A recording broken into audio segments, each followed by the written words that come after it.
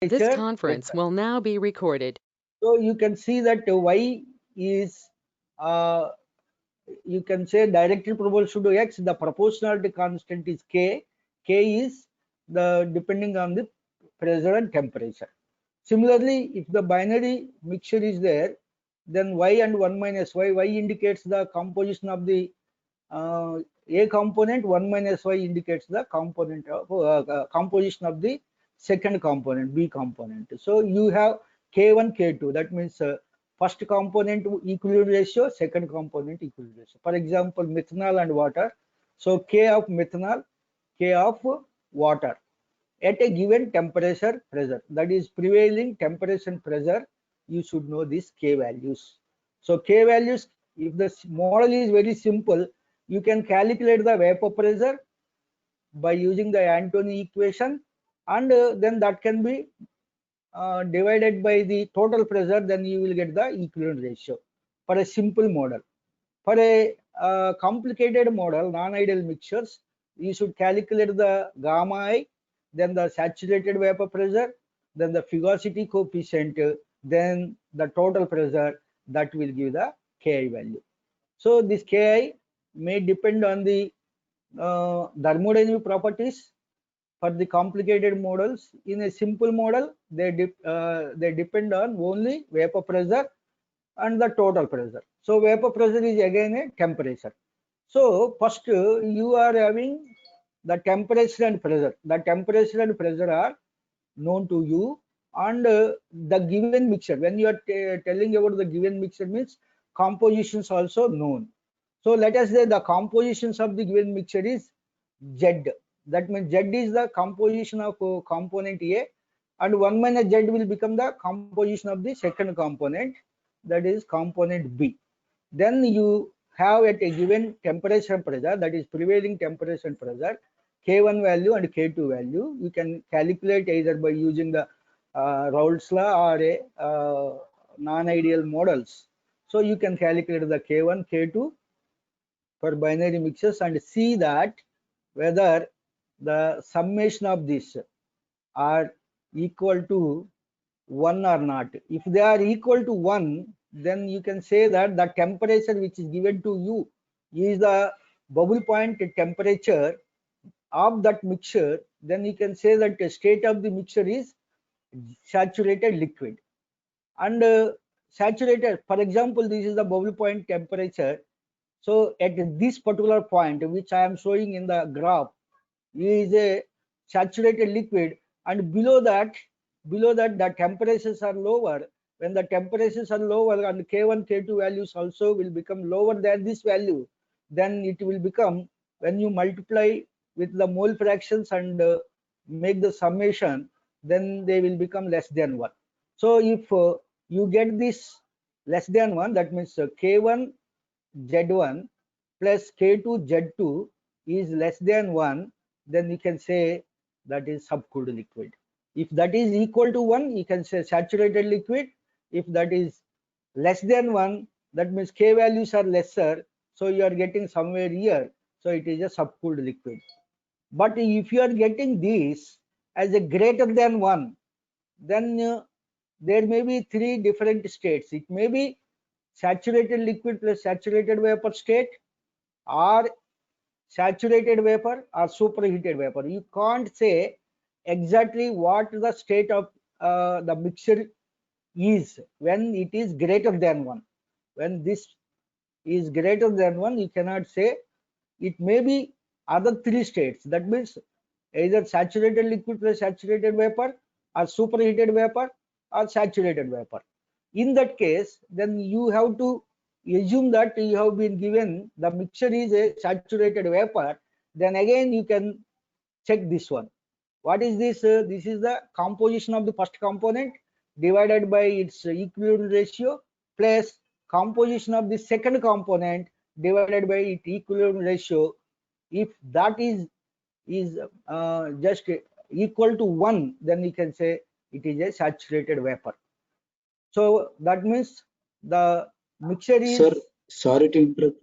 Sorry Yes, to yes, interrupt you, sir. Could you please yeah. extend your screen, sir? Again, should I explain?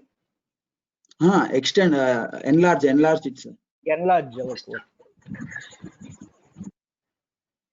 Slideshow. Now it is okay. Is it okay now?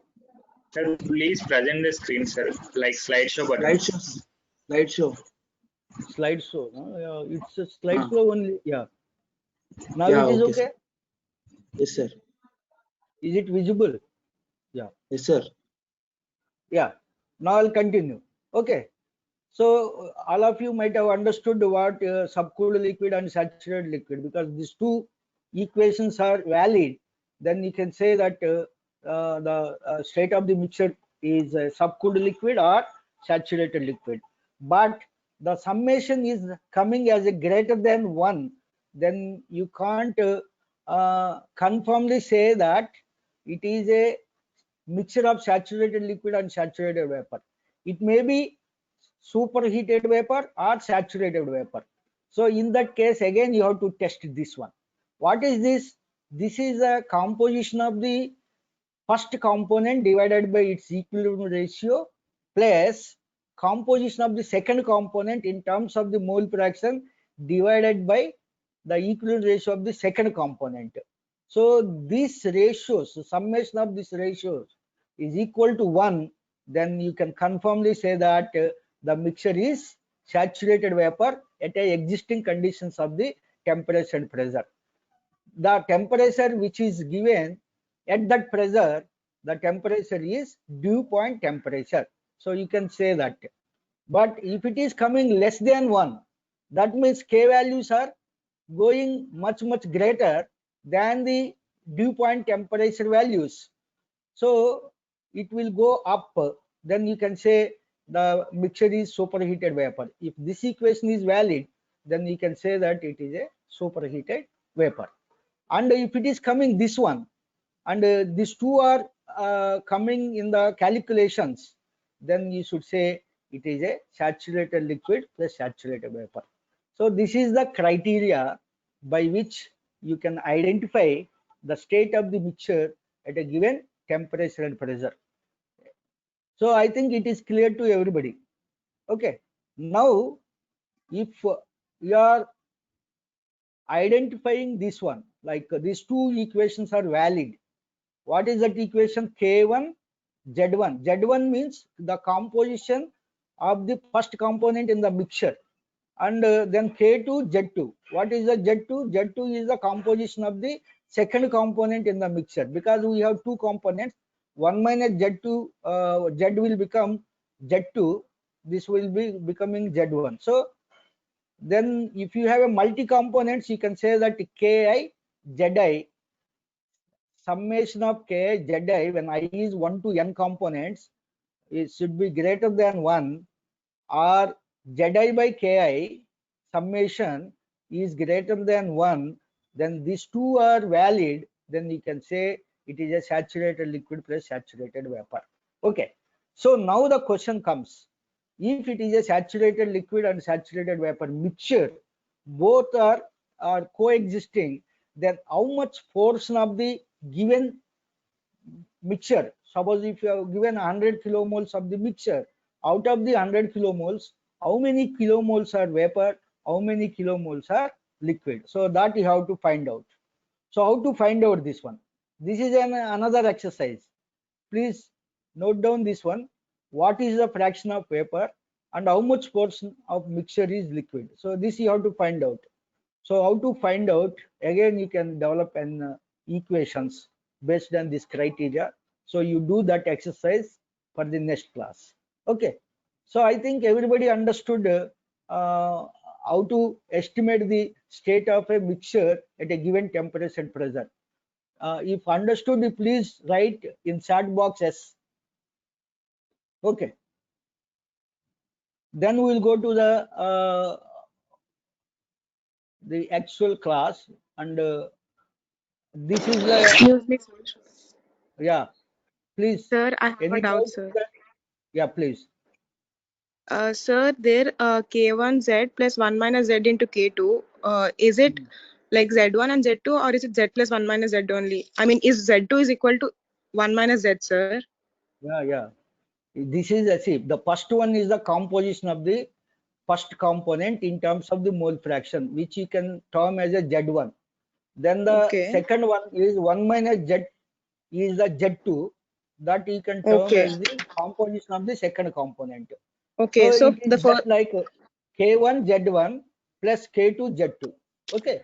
Oh, So that okay, is sir. the, Got it, sir. if you have more than two components, if the multi components are there, then three components are there. You can write down K1 Z1 plus K2 Z2 plus K3 Z3. Okay. Okay, sir. Yes, sir. If you have a multi components, then you can write Ki Zi. Yes, sir. Sigma Sigma. Ki Zi. Y is 1 to n should be less than 1 to be a subcooled liquid. Okay. Okay. Yes, sir. I think it is clear. Yes, sir. Thank Clear? you, sir. So you please do this exercise for the next class. That means how much, for example, if you are getting these two equations are valid, that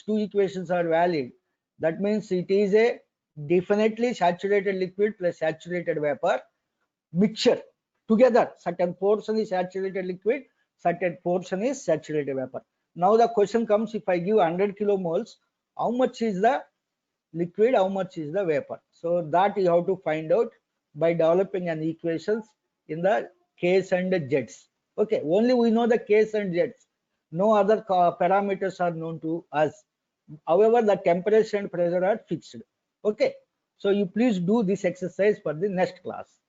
Okay, this is about how to estimate the state of the given liquid mixture or mixture. Let us say, let us not talk about the phase of phase characteristics of the mixture, because we have to find out. So what is the state of the mixture at a given temperature and pressure? Okay, I think it is clear to everybody. Now coming to the actual class. So then in the last class we have discussed that the XY diagrams are very useful, and that will be giving us certain loop from the 45 degrees diagonal line. So if this loop is much having a much wider, then you can say that the separation is easy, distillation operation is easy. If this is close to this 45 degrees diagonal line, 45 degrees diagonal line gives the y x is equal to y. So if it is close, then the operation is a little difficult, and we have to use some extra like stages to conduct the operation and all. So, and also we have defined a parameter alpha, that is the relative volatility. Based on that only we will find out this diagram, because we know y is equal to alpha x by 1 plus alpha minus 1 into x. So that is the equation which you can develop based on the definition of the relative volatility. So relative volatility is a measure for the estimation of degree of easiness of the operation. And similarly we have another diagrams which is called enthalpy concentration diagram, and we will also call as HXY diagrams. So HXY diagrams will be like this, and here we will be having two different curves. So this curve is drawn based on this equation. The saturated vapor enthalpy can be calculated by using this equation, because you know you can assume a standard state. From there you can find out because the saturated vapor means it will be having at its dew point temperature. So you, if you know the dew point temperature to the reference temperature, and also the heat capacity values in the vapor phase of the component A, and heat capacities of the component B in the vapor phase, then you can use this equation depending upon its mole fractions. You can find out HY, which is called saturated vapor enthalpy. So this line indicates saturated vapor enthalpy. If you have a different compositions of the more volatile component, then you can able to find out HY. Okay, and this bottom line indicates the saturated liquid enthalpy. So the saturated liquid enthalpy can also be estimated based on this equation, where you can also see that heat of solution can also be calculated, and the latent heat of vaporization of the component A, latent heat of vaporization of the component B can also be taken here. So you can get all the properties from a proper source for a given system. You can calculate the saturated liquid enthalpy, that is Hx versus Xa, and you can draw one line, and saturated vapor enthalpy, that is Hy versus Y, and that will gives another line. So what this two line indicates? This two line indicates that there is a again below this Hx versus X, if you are falling, because your mixture is having certain enthalpy, certain heat and certain composition, the point is falling here. That means below the Hx versus X line. So that means you can say the mixture is the saturated subcooled liquid. But if it is falling on the exactly on this line, that is a Hx versus X line, then you can say the given mixture is saturated liquid. Then if it is falling in between these two lines, then you can say it will be having two phase nature. That means a certain portion of the vapor, certain portion of the liquid. Again the vapor will be having this much concentration, the liquid will be having this much concentration. So this is how you can draw this. This is called DW is called the tie line. So you can draw the different tie lines by using the XY diagram below the XXY diagram. And then if it is falling on the saturated vapor enthalpy line, then you can say that the state of the mixture is saturated vapor.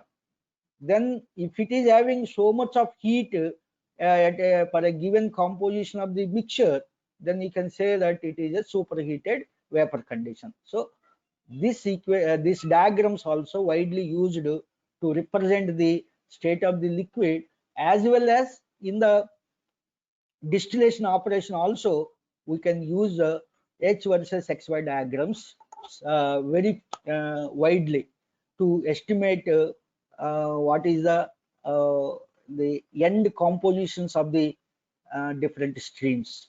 Okay, so in that way these HXY diagrams will also be useful as XY diagrams.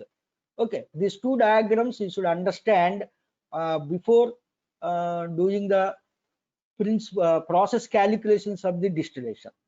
Okay, then coming to the what we have discussed in the last class, that is the flash vaporization.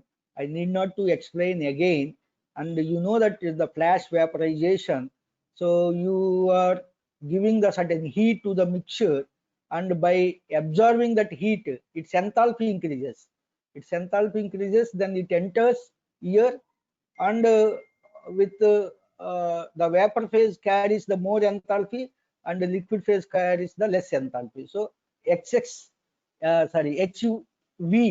is the vapor phase enthalpy, and small HL, that is the liquid phase enthalpy.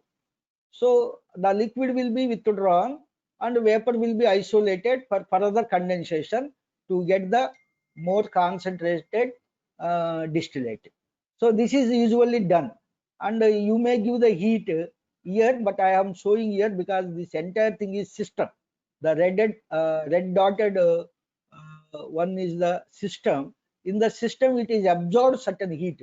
It may be given somewhere here, heat exchanger is there here, but it takes that and comes to the system. Here in the system, before coming to the system, it also takes away the heat which is given from the outside. So it goes into this one. So it shows the inputs. What are the inputs to the system? One is the feed, and feed may also contain certain enthalpy. It may be in the liquid form, or sometimes, you know, the feed is a vapor you can remove the heat suddenly, then there will be a portion will be converted into the distillate and the remaining will be the vapor. So that is also possible. Instead of the flash vaporization, you can do the flash condensation also. So that will also give the same things. But however, to this system, that is the flash vaporization operation system, the inputs, if you feel that this is a drum where the two phases are coexisting, that is flash drum, then the inputs are the feed, which is having this much composition of the component A, and then the heat is given this much, then it will be there for certain time and obtain the equilibrium at a given temperatures and pressures, then they will be coming out as a V kilomoles of the vapor and with Y mole fraction of the vapor and this much of enthalpy. Similarly, L is the liquid molar flow rates and X is the mole fraction of the more volatile component in the liquid. HL is the molar enthalpy which is coming out. So this shows the inputs and outputs for the flash vaporization, or you can also call it as the equilibrium distillation. So you can see that from here, if the feed is existing here, after taking the heat, it has to enter into this zone. So you cannot give, suppose if you calculate how much heat is required to raise the temperature from year to year, that is a bubble point temperature. So more than that much of heat you should give. You know how to estimate, because if you know the feed flow rate, so sensible heat, then MCP delta T will give you the, if it is a bubble point, then the bubble point minus this one will give the delta T, and M dot Cp delta T will give you the how much quantity of heat is required to arrive the bubble point temperature. So the heat which you are giving should be more than this one. That means it allows us to estimate how much of minimum heat is required for the separation of this particular mixture. So it will be entering into this two-phase zone. For example, your temperature is raised from this to this one, so it reaches to here. Obviously, it will be splitting into the vapor. So vapor is having this much composition and the liquid is having this much composition. So this also explains the operation. And similarly, in the reduction of the pressure, sometimes take the vapor feed, reduce the pressure. Then when you reduce the pressure, then it will also enter into the two-phase zone. Again, the vapor and the liquid will be divided. So you can just reduce the pressure or increase the temperature. In case of the vapor, you can reduce the pressure. In case of the liquid, you can increase the temperature by giving the certain heat. So by two ways, the flash vaporization or equilibrium distillation can be done. So this particular operation, when you are in the last class also I explained that you can just balance the material. So this much of feed is going and this much of vapor and this much of liquid is coming out, because this is not the mass, so we are not putting in the material balance or mass balance. Similarly, when you do the component balance, F into Z, see in the most of the textbooks this Z is used as XF, okay, or sometimes you can use Z, so don't get confused with that. So F into Z, that means that many moles of the more volatile component entering along with the feed, and V into Y, that many coming, and L into X, that many coming along with the liquid and vapor. So that gives, because you know that from this equation L by F is equal to 1 minus V by F. So this can be substituted in this equation, so that you will get by readjusting this one, where you can define the small f is equal to V by F, this V by F, because for 1 mole of feed entry, how many moles of the conversion into the vapor is taking place, or transforming into the vapor is taking place, that is called small f. So you can just derive this equation. So this equation is called the operating line equation. So you can draw by using your XY diagram, you can draw, because this is the field composition from here, you can draw this line. This line will have slope of -1 minus f by f. For example, how do you find out this f? You can find out how much of heat you are giving. Based on that, you can say that how much of vapor is generated. See, you can use this one and how much vapor is generated. Then you will get the small f. Then you can find out the slope and intercept also given. So with that slope, you draw a line. Then on the equilibrium curve, you will get a y, which is the composition of the vapor phase, and x, that is the composition of the liquid phase. For example, if you want to analyze that, see, at a constant pressure you are doing the operation. So at the constant pressure, and also you want to continuously certain quality of the distillate. That means y is fixed. So P is also fixed, and everything is P is fixed. Now the temperature, because when you are giving the heat, the temperature will be go on changing in that. So, but finally this temperature should reach the separator. Then only the y will be constant. So you cannot give the Q. The Q should be varied when you fix y, and at a constant pressure. That means y is fixed, means constant pressure and temperature is fixed. So the heat should be continuously decreased. So that will happen. So by keeping the constant heat, you cannot keep the product quality constant. So what you have to do is here, the Q's are to be varied. That's why you call this flash vaporization. The one of the parameter which can be controlled is the Q, to get the continuously Y value. So you can have a control over the heater input, so that continuously it will be given and you will get continuously Y value. Okay. And similarly, if you want to just vary the vapor composition is constant. Vapor composition means, vapor quantity is constant, means the F is constant. That means Q is constant. Now the Y cannot be constant, so Y continuously changes.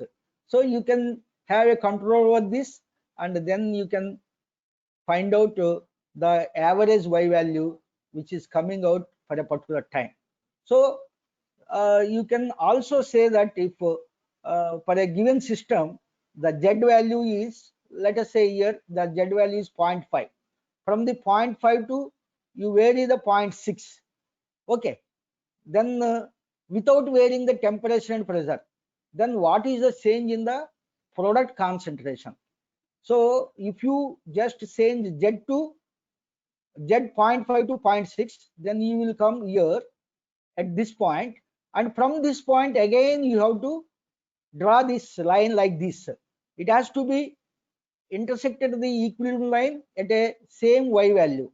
That means Y value should not change, because product quality we are not compromising. Even though feed input concentration is changing, the product quality is not compromising. Then what is changing? What is changing? Slope is changing. Slope is changing. Slope is changing means the volume of the vapor which is coming out is changing. So vapor flow rate is changing. So if you change the temperature and pressure, then only the product will change. If you keep the temperature and pressure in the separator constant, the composition of the product, what is that product? Vapor product never change, and the liquid product also never changes, because this has to be fixed at a given temperature and pressure. Only this will change. So you can find out whether the flow rate of the vapor is increasing or decreasing, because if the feed composition is increasing, then what is increasing? The slope.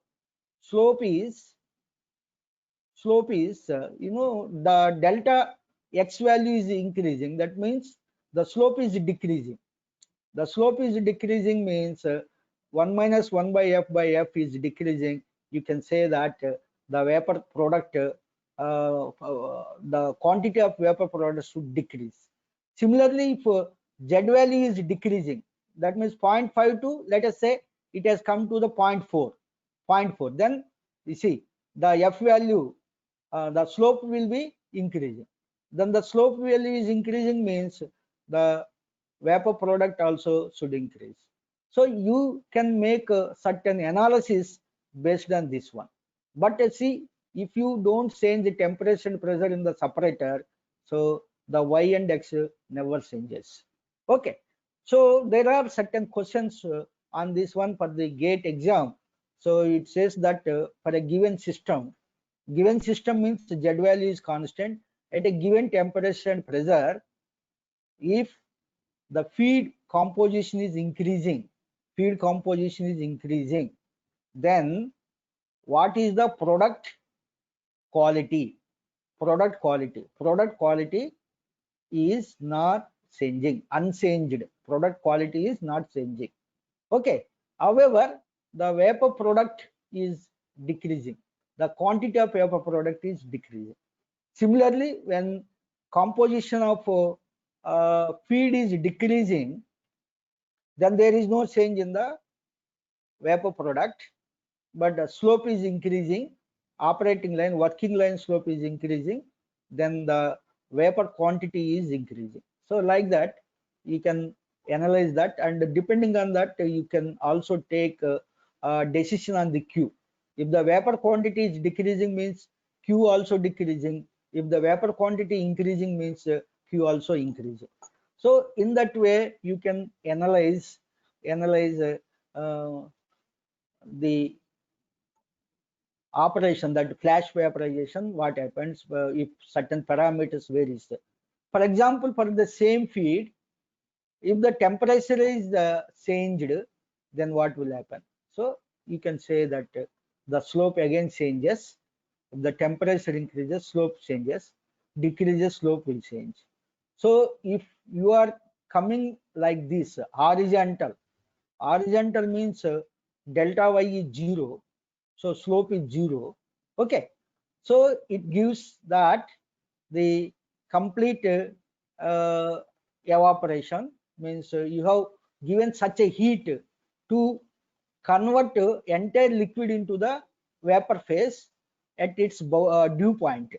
And similarly, if you are having a working line vertically, that means you can say that the slope is infinite. Slope is infinite means you can say 1 minus f by f is infinite. So you are at saturated liquid condition. So in between only it is possible. These are the two limits.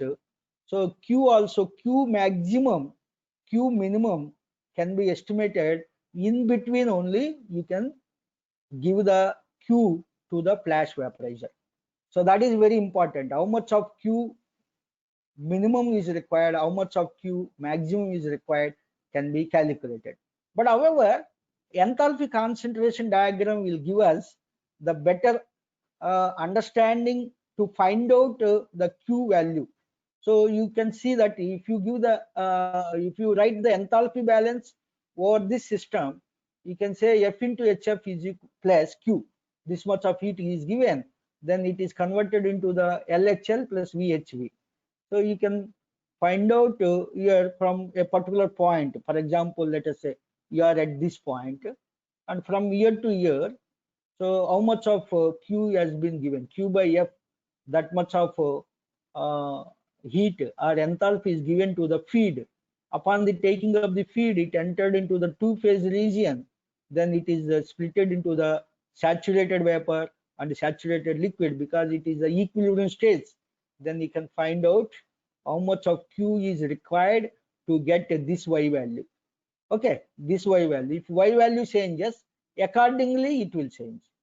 Okay, so this enthalpy balance or enthalpy concentration diagram will be useful to estimate how much of Q is required, and whereas XY diagram with operating line will be useful to find out how much volume of the or how much fraction of the vapor is generated upon taking up the particular Q. Okay. So this is a one more example which you can see that when you are having a same flash vaporizer, see where the feed is entered and certain Q is given here, and then it enters, and then you have a here the top product and the bottom product, so their values are given. So this is a system. This indicates, this XY diagram indicates the system. So here you can see that based on this one minus W by D, you can draw this line. This is the tie line which you can draw, and subsequent the product values are this one. So this 0.765 is the product quality of the top product, and then the bottom product or waste will have this much value. So that is based on this minus W by D value. So which can be estimated based on the enthalpies. That's what I would like to emphasize here. You can just find out minus W by D in terms of the enthalpies. What are these enthalpies? HD is the enthalpy of the vapor in the top product, and HW is the enthalpy of the waste, that is a liquid bottom product. That minus how much of heat you are given plus how much of heat actually the feed has. So these two should be deducted from this, and then you will get minus W by D. So that will give the slope of this line, and this line can be extended further here, because when you draw the line with minus W by D, that is like L by V. So you can are you able to see? You can just find out your Y value and X value. If you extend that to the enthalpy concentration diagram, then you will get a tie line. So this will be equal to HD, and this will be equal to HW. So this equation will get balanced here. Even all the equations will get balanced when you do this type of analysis. So enthalpy concentration diagrams are very useful to find out how much of heat you have to provide in case of the flash vaporization, and how much of heat you have to reduce in case of the partial condensation. So that can be calculated by using the HXY diagrams. Okay, then coming to the simple and batch distillations, and it is also called the differential distillation. So this is also I explained in the last class. So you know the operation. Here see, you take a batch of liquid, then continuously provide certain heat. Upon taking up the heat, then vapor will be generated, and this vapor, before leaving this liquid, it will reach to the equilibrium with the bulk liquid. Then it as a saturated vapor, it enters into the condenser, it gets condensate, and the condensate will be collected as a distillate in a separate vessel. So whatever vapor is there in the surrounding of the liquid layer, so that vapor and this liquid will be in equilibrium. That is an assumption which we'll make. Then we will do the this balance, as I told in the last class, that this is the total moles of more volatile component which is obtained here at a given instant of time by evaporating dl quantity of the liquid into the vapor. So the remaining liquid will have L minus dl here, and then when the dl liquid is evaporated, along with the dx quantity of the composition of the more volatile component also will be leaving this liquid phase. So x minus dx is the remaining in the liquid at any instant of time. Then L minus dl will be the total liquid. X minus dx into L minus dl will give the total moles of the more volatile component remaining in the liquid phase. Okay, then that will be equal to the XL when you add whatever is left to this one. The left one is Y into dV, because the dV vapor is generated. obviously dl is equal to dv. So in place of the dv, we have substituted the dl. Then this equation has become a typical mass balance equation of the more volatile component. Then this can be simplified by expanding this x into L XL and L into dx into dl. You can write down x dl like x into L XL, x into dl, x dl. So minus you can put, and minus L dx, minus into minus plus dx dl, then plus y dl. So here there are two small quantities, dx and dl. So this can be neglected because the product of two small quantities is very small. Then you can neglect this one. Then you can simplify this one. Finally, you'll get this equation. Okay, I think everybody understood how this equation is obtained. So this equation, when you modify, then it is called Rayleigh equation.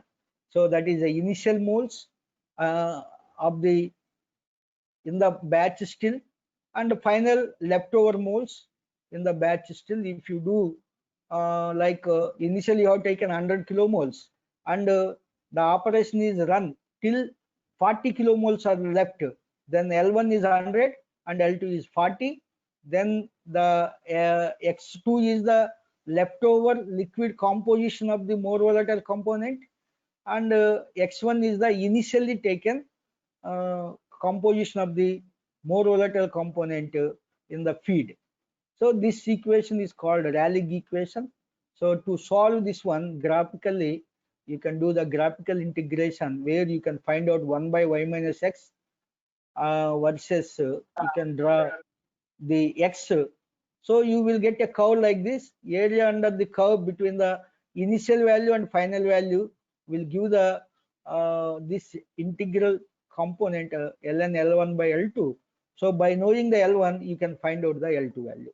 By knowing the F, you can find out the W, as we did do in the operation. Like, and in certain cases, see Y here we have used this Y, and this Y is the composition of the vapor which is formed at a particular instant of time when it is leaving this bulk liquid. So we assume that this Y and X are in equilibrium. So Y value and X value is having a relation with alpha. So that is this one. So if that alpha is constant, usually everybody knows that the alpha varies with temperatures and pressures, but even composition also makes certain variations in the alpha, because if the compositions are at a low concentration, then certain alphas will result. If they are high concentration, alpha value changes. So if you assume that this alpha is constant, then the equation can be simplified like this: y is equal to alpha x divided by 1 plus alpha minus 1 x, because here the alpha value is constant. So I am not using the this A and B here. So this can be substituted in the Rayleigh equation as we have defined in the here. So here the x2 is xw, x1 is xf, and L1 is f, L2 is the w. So you can substitute in place of y, and then you can integrate it, and finally you can find out this equation for a constant alpha. And this equation allows to do the numerical calculations, just substituting the alpha values and whatever values you know. Xf is definitely known to you. So to get this much of waste, and what would be the xw, or if you want to have only certain xw while you are letting this residue out, then you can find out how much of w, means liquid to be wasted, can be calculated by f and xf, or anyhow you know to that. So by knowing certain parameters, you can calculate the unknowns by using this equation. So this equation is called modified Rayleigh equation for constant alpha under the operating conditions. And usually you can see that here, see, this will explain this particular operation.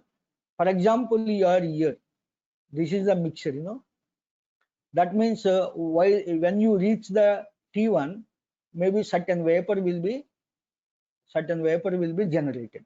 So this vapor will have this much concentration. This vapor will have this much concentration. See, very concentrated with more volatile component. So we cannot satisfy with a small quantity of vapor, because we have to get more vapor. Then when you want to get more vapor, then you will obviously heat it. Then while you are heating it, then the temperature will rise from T1 to T2. Then the concentration in the liquid will reduce from XA to XB value, and also the concentration of the vapor product also reduces. From C to E it will reduce. See, so if you go on doing that till you reach the a value of T3 temperature, then what will happen? All the liquid will be converting into the vapor, and then the vapor composition and the liquid composition will become typically equal. But there will be a small quantity of liquid left over, more vapor will be generated. So you should not go till this T3 temperature while you are heating it, because when you are heating it, temperature should be controlled. So you should have a limit, the minimum value of this one and maximum value of this one. So what are these values? Between the bubble point and the dew point. This T1 is the bubble point, T2 is the dew point of the feed mixture. So in between only you have to heat the feed mixture. So how much temperature is required, and that depends on again your desirable concentrations in the vapor phase as well as in the liquid phase. So that is very important. You should know this minimum and maximum limits of the temperatures in between. It should be. However, if somebody asks in a simple distillation, and why it is called batch distillation, that also you should know that a batch of liquid is taken and continuously you are heating till only a certain batch of distillate obtained. After that, the feed has to be removed, or residue feed has to be refed after removing the waste, and also distillate, again operation will be done. So it is a batch mode. It is a batch mode. That's why it's called a batch distillation. So when you do the batch distillation and all, it is highly time dependent. It is highly time dependent. So for example, as a one problem, like another exercise which can be done by all of you, if you want to get suppose you have taken 100 kilomoles of the feed, let us say it is having XF, 100 kilomoles I have already given. Now if you want to get here continuously, because continuously 5 kilomoles per hour, that means the vapor flow rate or the distillate flow rate, if you want to get continuously 5 kilomoles per hour, so how much time you have to continue the operation to reach a certain residue concentration. This is a very important problem. See, in all pharma industries, see, this batch mode operations only will be there. So that means continuously you have to get a product of a certain quantity here, like 5 kilomoles per hour or 2 kilomoles per hour or 3 kilomoles per hour. So when you maintain that one, then how much time do you require to reduce the concentration from XF to XW? So how to estimate the time?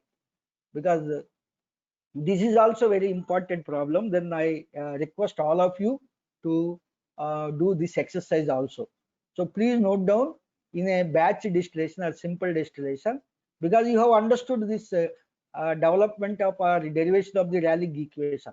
So you please note down the problem and if the F, XF and XW and also the distillate rate, you can put the D dot in kilomoles per hour are known, and how much time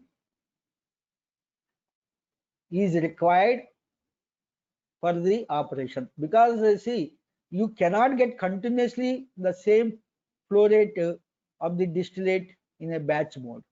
So you should find out that. So please do that exercise also. Okay. So this is how you can able to find out certain unknowns when you know the feed and how much of the liquid is left over. You can able to calculate the compositions of the residue. Once you know the composition of the residue here, that means XW. By knowing the W, you have calculated the XW. Then you can use these two equations. What are these two equations?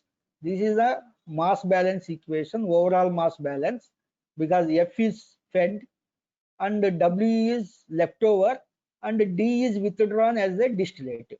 So F is equal to D plus W. This is the total material balance. Then this is the molar balance of the more volatile component. F into XF, this much of A is there in the feed, this much of A is there in the residue, this much of A is there in the distillate. So you can use these two equations, and finally you can calculate, because you know the W, F, XF, XW. So two equation, two unknowns. What are the two unknowns? One is D and another is YD average. What is the YD average? YD average is the very important parameter, that is the product quality. So product quality, to find out, you should use the Rayleigh equation. To find out the YD average, you should use the Rayleigh equation, either in the modified Rayleigh equation form or this form by doing the graphical integration. For graphical integration, you should have the vapor liquid equilibrium data or XY data. From that you can able to draw this and find out area under the curve. That area under the curve is equal to this one. Okay, so this will give you that one. And also we use another approach to find out the different parameters. What is that approach? Let us say there are total moles N, and out of that Na is the A component moles and Nb is the B component moles. So when you write again the more volatile component, the difference of the more volatile component which is left, that so that should be equal to D into Xn, because X is the mole fraction of the more volatile component A and N is the total moles. So this X into N, in place of D and Na, D indicates the differential quantity. So Na, you can write N into X, so that is the total moles of A component in the mixture. So this is the differential amount. So this differential amount, when you expand N into dx, because N is a variable and X is also variable. So N dx is the one quantity plus X dn is the another quantity, like duv is equal to u dv plus v du, like that you have expanded. So you know this one, like whatever this is going, and this will become this one, v into dn. This is the vapor, and in this vapor and these many moles are there, so this will become equal to this one. So this can be again write down in this form. When you equate this one, you can write down in this form. So what is that? dn by n is equal to dx by y minus x. Again you will get in the same form. But what is, why I have converted into this? So see, this will be having certain advantage. Instead of using this one, if you use this one, so initially these many moles are there, that means F, and finally you are getting these many moles. So when you say N0, this is Na0, that is the initial moles of A, plus NB0, that is the initial moles of B component. So that is called total moles of A and B, and like N1 or N liquid, let us say liquid, at the leftover liquid, again you will get Na1 plus Nb1 or NaL plus Nbl. So that is the total moles left over. So you can integrate in this fashion also. So this will give you this equation, ln N1 by N. So this is, and this one is equal, just equal. So what is the advantage? You can just substitute here. You know this alpha definition, that is for ideal mixture particularly, Ya by Yb is equal to alpha times of Xa by Xb, because from the definition of the alpha you will get that. Then convert this one. What is Ya? DNA moles by Dn, that is a Ya, and DNB moles of Dn, that is the Yb. So you can convert in this fashion. Then finally you will get the equation like this. So finally this can be interchanged, modified, DNA by Na, DNB by Nb. So alpha is the proportionality constant. So upon the integration you will get this one, because initially you are having Na0 moles of A component, and finally you are left over these many. Similarly, these many moles of B component is there initially, and you are left over these many at the end of this one. So there is a very typical type of relation which we have generated, that gives how many moles of B component left over, and by these many moles taken. For example, initially you have taken like 100, that means equimolar mixture. So that means this is the 50, and you know this value, and you know NOA value also. So you can calculate by putting one Na here and Nb here, and just alpha is required to estimate any one of this component. By knowing Nb you can calculate Na, or by knowing Na you can calculate Nb. So this equation will be very much useful for the GATE exam. For example, you see that in the differential distillation, and initially you have a equimolar mixture of the benzene toluene, and finally if 25% of the mole percent of the benzene is left, and what is the toluene content in it if the alpha is 2.5. So for that you can easily estimate. You need not to use the Rayleigh equation. Simply you can substitute here and get it the Nb, because Na is given, and these are also given, and alpha is given. You can calculate this one very simple. So this for a quick estimation you can use these equations. So this equation also you try, because I all have explained here, but if you have any doubt then we will be you please contact me personally, or through WhatsApp or email, then I will explain again if you don't understand, because it is self-explanatory. So each step is explaining clearly. Then even also you are unable to understand, you please contact me. Okay, so this is very useful equation, and many problems you can solve in the competitive exams by using these equations. Okay, then coming to the another concept, which is steam distillation. So in the steam distillation is also a batch mode distillation operation, but this is usually used for the components which are having very high boiling point, and to heat, if you heat to that particular boiling point, then in the component structure there will be certain changes which are taking place because of heat sensitive nature of that particular components. They may disintegrate because they are having a high molecular weights, so they will be disintegrating into the small molecules. that may happen, or sometimes it may catch fire and the explosion may take place. So to avoid that one, those components will be removed from the innards, or we can say that non-volatile pollutants, we use the steam distillation.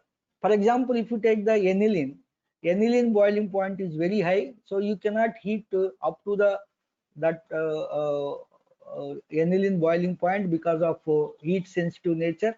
And another component is nitrobenzene. Nitrobenzene is an explosive, so you cannot heat up to that one. Then at a reduced temperature, then the distillation is done.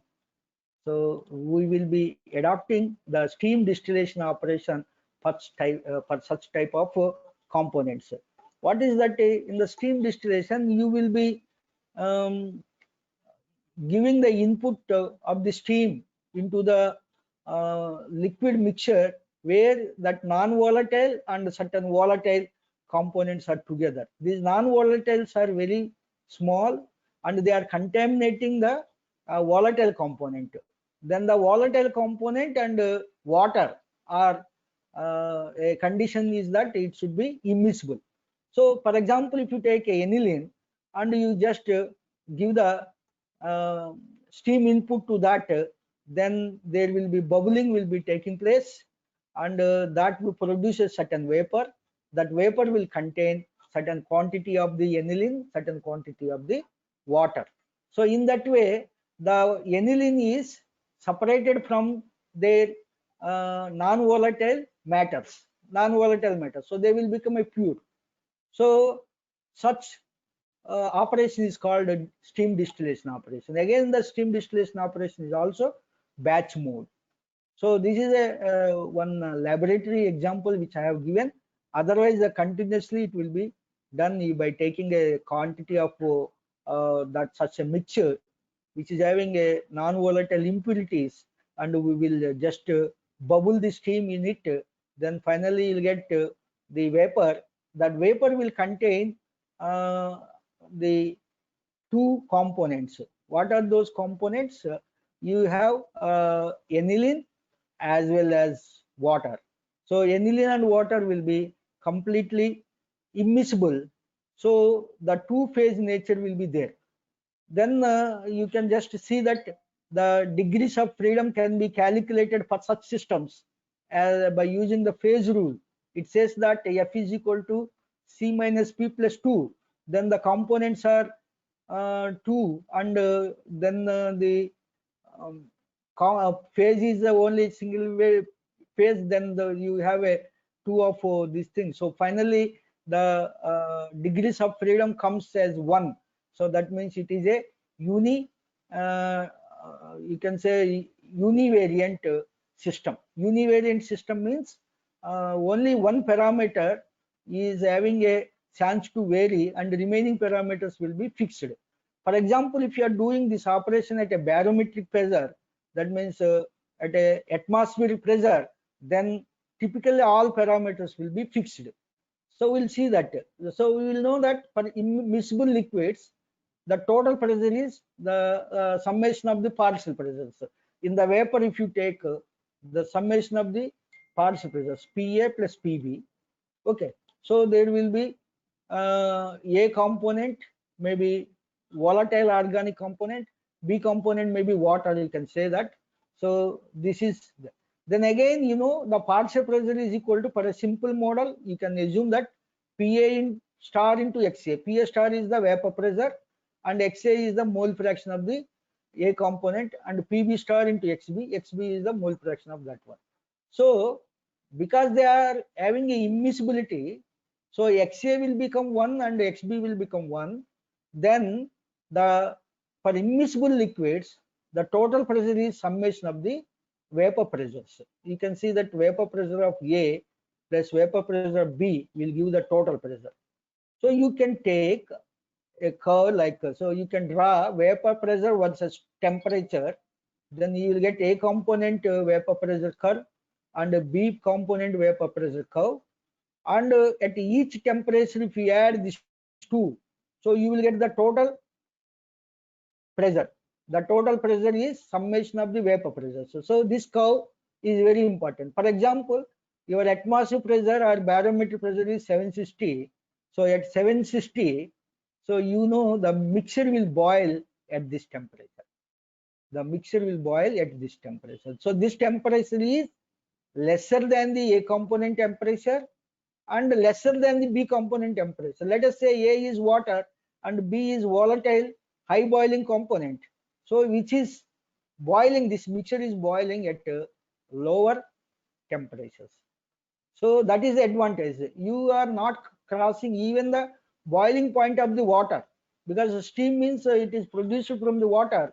So it is not more than the 100 degrees centigrade. So in the steam distillation, the operation is always lesser than the boiling point of the water. It will be done. How much close it is, that depends on what is the vapor pressure values of the organic compound. For example, if you take the aniline and all, this difference may be very small. If this A is 100, boiling point of A is 100, then you may get a line at 98 or below that. Okay.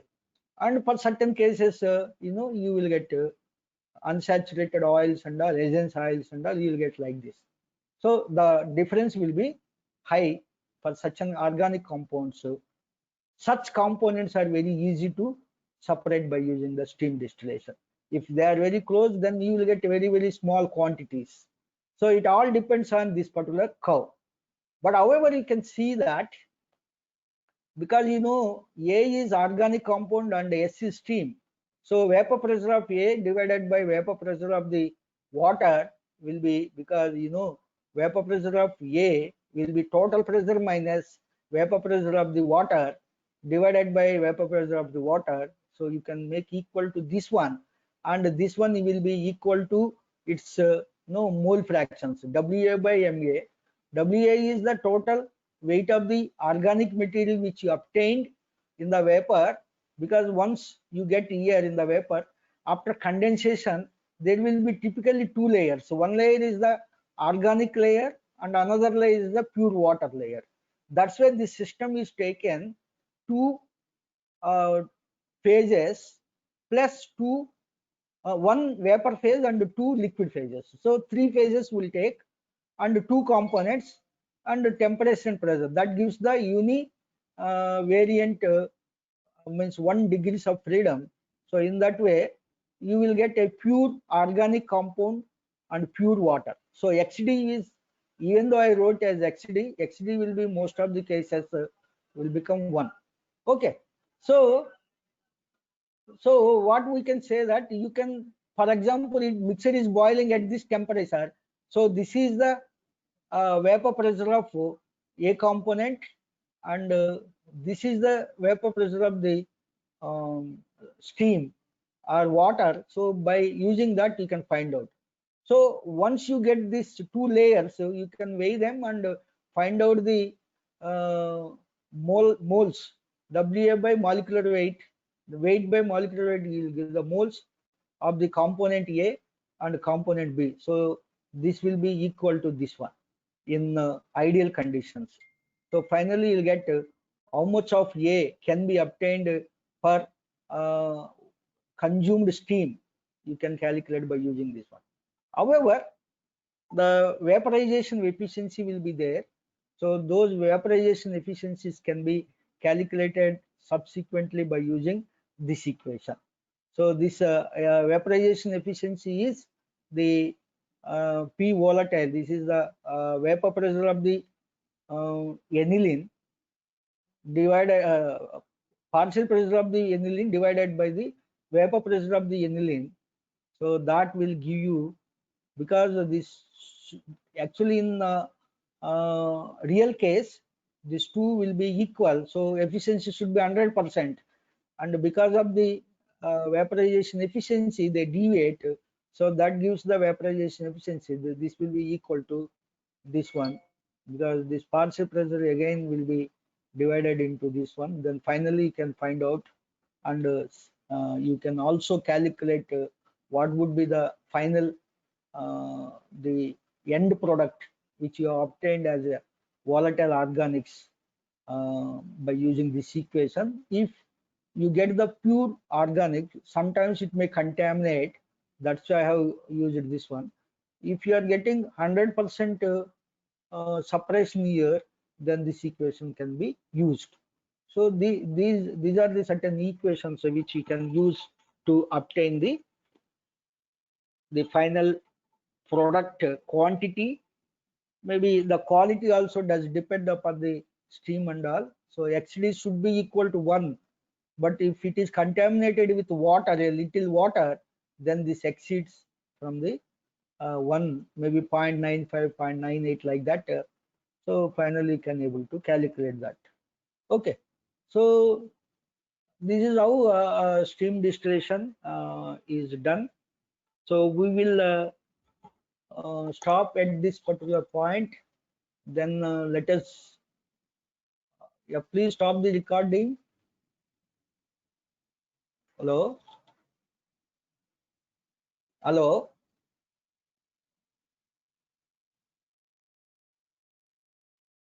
Hello. Are there? Everybody is there, or Yes, sir. yeah, please sir. stop the record. Let us interact. Please stop the recording.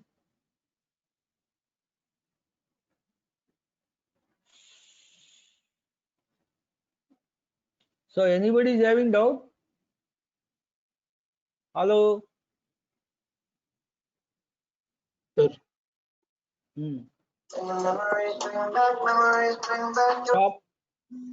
Stop the recording. Krishnamurthy. Okay, sir. Yeah. Now any doubt you please ask.